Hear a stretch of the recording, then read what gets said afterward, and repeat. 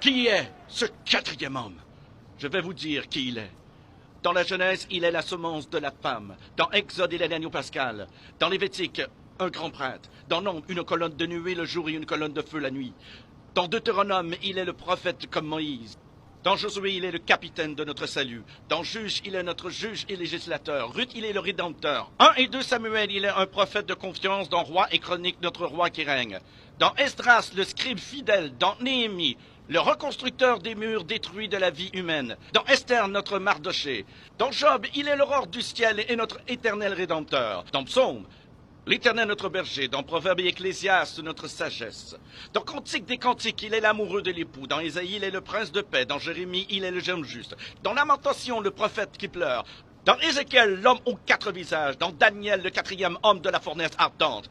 Dans Osée, il est le mari fidèle pour toujours marié au rétrograde. Dans Joël, celui qui baptise du Saint-Esprit et de feu. Dans Amos, le porteur de fardeau. Dans Abdias, puissant sauveur. Dans Jonas, notre grand missionnaire. Dans Michée, le messager au beau pied. Dans Nahum, le vengeur des élus de Dieu. Dans Habacuc, l'évangéliste de Dieu criant « Accomplis ton œuvre dans le cours des années ». Dans Sophonie, le sauveur. Dans Agé, le restaurateur de l'héritage perdu. Dans Zacharie, la fontaine ouverte dans la maison de David pour le péché et l'impureté. Dans Malachie, le soleil de la justice s'élevant avec la guérison sur ses ailes.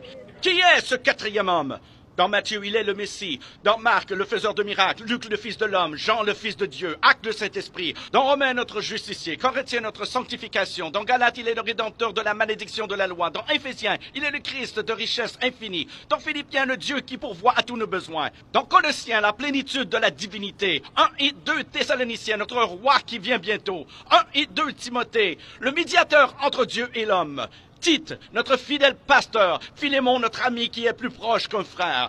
Dans Hébreu, le sang de l'alliance éternelle. Dans Jacques, le grand médecin. 1 et 2 Pierre, le grand berger. 1, 2 et 3 Jean, il est amour. Dans Jude, le Seigneur venant avec 10 000 de ses saints. Dans Apocalypse, le roi des rois et le Seigneur des seigneurs.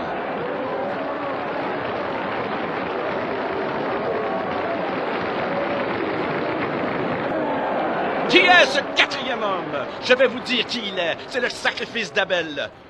L'arc-en-ciel de Noé, le bélier d'Abraham, le pluie d'Isaac, l'échelle de Jacob, les fardeaux d'Ézéchias, le sceptre de Judas, la verge de Moïse, le manteau d'Élie, le bâton d'Élisée, la corne d'huile de Samuel, la fronde de David, la figue hâtive d'Ésaïe, le cadran solaire d'Ézéchias, les mouchoirs et le linge de Paul, le rocher de Pierre, la cité de perles de Jean. Il est un mari pour les veuves, un père pour les orphelins, pour ceux qui voyagent en pleine nuit. Il est l'étoile brillante du matin, pour ceux qui marchent dans une vallée solitaire. Il est le lys des champs, la rose des sables, le sarment de vie et le miel du rocher. Qui est-il? Qui est le quatrième homme? Il est Jésus! Il est Jésus, le Fils de Dieu!